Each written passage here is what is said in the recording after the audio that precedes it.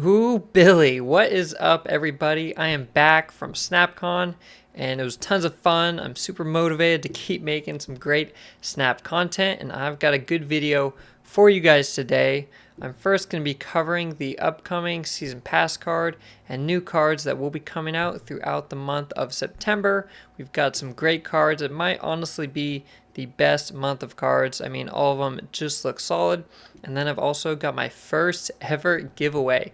So I'm going to give some info about that giveaway towards the end of this video. So definitely enter it. I'm giving away some free season passes for this upcoming September season.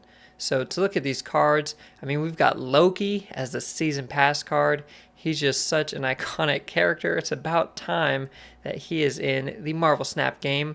We've got Alioth, I don't know how to pronounce it. I'll call him Alioth. Ravonna Renslayer and Mobius M. Mobius. And these cards are honestly pretty crazy. Loki, obviously, season pass card. Alioth going straight into Series 5. But Ravonna and Mobius are going straight into Series 4. So they will actually only be 3,000 tokens, which is pretty nice. So to start off, let's look at Loki here. Loki is an on reveal card. Replace your hand with cards from your opponent's starting deck and give them -1 cost. So Loki is a 3/5, which is just like premium stats. That's the new stats of Spider-Man and Polaris. Great stat line. It's a very tricky ability. Okay, it kind of fits who he is as the trickster. You're getting a -1 cost discount on cards, which is huge, but it's going to be random cards from your opponent's deck, and you're going to lose whatever you had. So it's kind of hard to know what deck he will work with. Maybe he's great with the collector because you're going to get a bunch of random cards in your hand. And I think it's going to really depend on what the meta is like when you want to play him. Okay, some metas he might be really good, some metas he might be really bad. For instance, right now we have a bit of a destroy meta going on. That might be bad. If you just get some destroy cards from your opponent's deck, you know, it's going to be a bit tough, and it's also just replacing your hand, so it does seem like you will keep the same number of cards. Okay, so if you had 3 cards in your hand, after playing Loki, you're going to get only 3 random cards, which you might just get like Deathlock, and I don't know, Nova or something. You might not actually get stuff that is super playable, but the -1 cost is pretty good.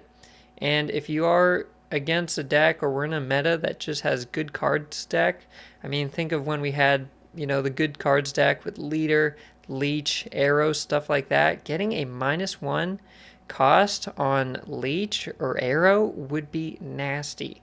I mean, that could just like win you games. The only problem is you're going to be top decking after that, right? If the real cards from your deck, you're going to be top decking. You will have no real cards from your deck in your hand once you play Loki. So he's a bit of a risk. He's tricky, but he is the season pass card. I know a lot of people just buy the season pass because it gives pretty good rewards. It's like the best value in the game. And I'm also giving some away for free. Like I mentioned, I'm going to talk about at the end of this video. So I give Loki the yellow thumbs up. I think he's a good card. I think because he's a season pass card, he's just going to be worth it. In terms of how playable he is, how viable, I'm not sure. Again, it's a really weird ability. It's just hard to know. I mean, it really is hard to know how good the trickster is going to be, and I think it just depends on the meta. He could be underwhelming, kind of like Jean Grey was, and we're just going to have to see.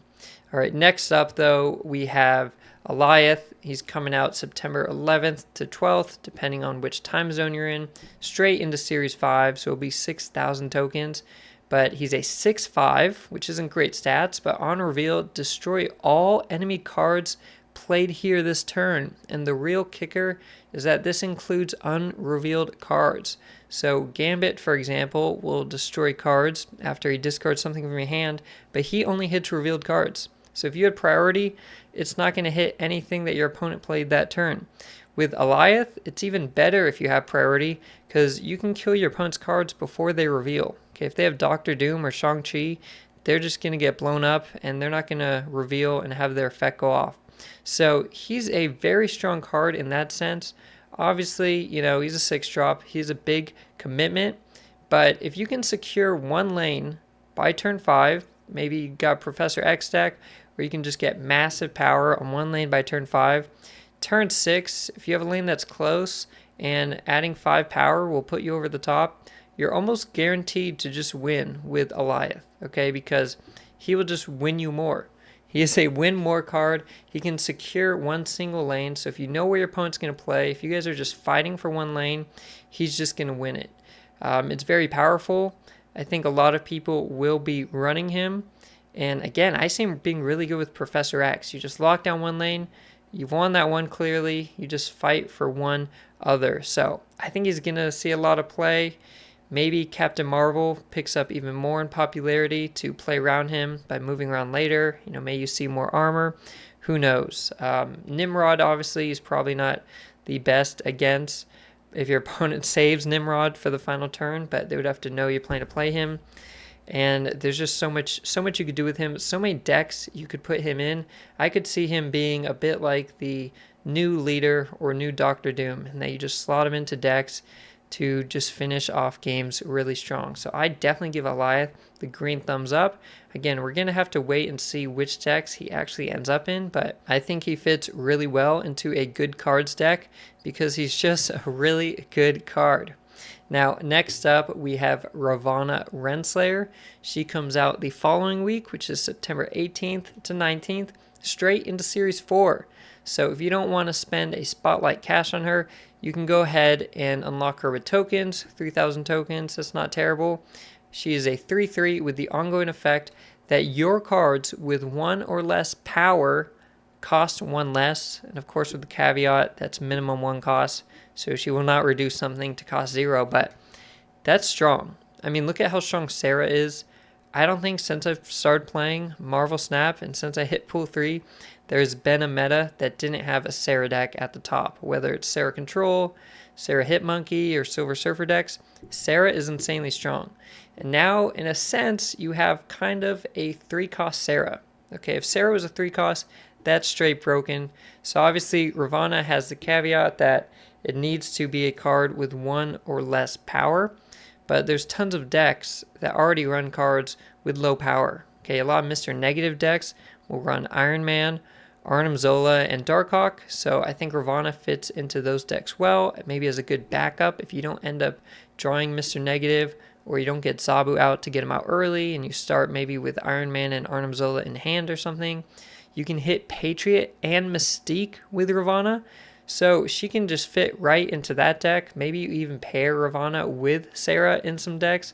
I mean, there's just a lot of potential. She also hits cards like Null and Taskmaster. We're going to have to see. But I think she's really strong. I'm definitely giving her the green thumbs up. I think she's going to be worth chasing after, whether that's through Spotlight Caches or through the token shop. Just any card that will give a cost discount in Marvel Snap is incredibly strong. Okay, if you can get consistent cost discounts, it's incredibly strong. That's why Mr. Negative is so good. When he pops off, he's a bit inconsistent, but when it works because he just gives you strong cards at a discount. And lastly, we have Mobius M. Mobius, who comes out September 25th to 26th. He is a 2/3, which is a nice solid stat line, with the ongoing ability that your cards cannot have their costs increased and your opponent's costs of their cards can't be reduced. And so the obvious thing that pops out here is his interactions with Wave. So if you play Wave, your cards that cost more than 4 will be reduced to 4, but your lower cost cards will not have their costs increased to 4. Okay, so you could play Mobius and Wave on turn 5. If you have a card like Lizard in your hand who's a 2 cost, he will stay as a 2 cost. But then if you have Doctor Doom or Alioth, the new card in your hand, they will be reduced from a 6 cost to a 4 cost. So you could play Lizard plus Alioth on turn 6 after playing Wave on turn 5, but for your opponent, all of their cards that cost less than 4 will be brought up to 4 as normal per Wave's ability, but their cards that cost more, if they have any 5 or 6 drops, will not be brought down. Okay, Wave will not help out your opponent. So this could be good even if you have Mobius and your opponent has Wave, because Wave won't help them and Wave will never hurt you. So that's the obvious interaction with him. There's going to be other cards that he just works with and he can just counter certain metas. Think of how Luke Cage saw a big uptick in play with the high Evo meta. If you have a meta with card reduction, maybe even with Ravonna Renslayer, who comes out the previous week, or Ceradex staying popular, you just drop Mobius and your opponent will not get discounts from it. Okay, so he's really a way to counter Sarah and counter Ravonna Renslayer proactively. I mean, I think he's very strong. I'm giving him the green thumbs up. Again, anything that can give you a cost discount in Marvel Snap is very, very strong. And Mobius is interesting because he can prevent your opponents from having that card discount, and he can also prevent you from having your cards increased in cost. And I think, especially over time, as more cards get added into the game, his effect is only going to get better and better. Now, he's going straight into Series 4 as well, so he's going to be 3,000 tokens. So whether you want to open the Spotlight caches for him or buy him from the token shop, he could simply just be a game changer. Okay, he could really shake up the meta. And looking at all the cards here, I just think they're all really good. Like I said, I think this is like the best month of new cards, definitely that I've seen in a while. I think Loki is probably the weakest here because his ability is just so wild and kind of RNG based. Who knows what your opponent will have, but he's in the season pass, so most people just want to pick him up anyways, and the other cards are just all good. You know, I'm really gonna have to think how I want to open my Spotlight caches. I don't know if I'll be able to open all of these cards. It's gonna be tough to choose. I think they're all very, very strong, and I think maybe Mobius is the biggest game changer. Just he does have the best stat line besides Loki. I could see him being the most played out of these cards, especially if you pair him up with Wave, or if Wave is just really popular in the meta and you play him to counter your opponent's Wave. Now that we've looked at all these new cards coming out next month, it's time to talk about this giveaway. So if you would like to enter the giveaway for a chance to win a free season pass for the month of September, the season that Loki is the featured card, you will need to like this video and then go into the comment section and let me know what card you are most excited for. Okay, so of these 4 cards, which card you're most excited for, whether you think it's going to be the best card or just the most fun or troll like Loki. Whatever it may be, like this video, comment what you're excited for, and then join my Discord. If you're not already part of the Discord, I have it in the description for this video. So just go to the Discord. There is a channel called Giveaways.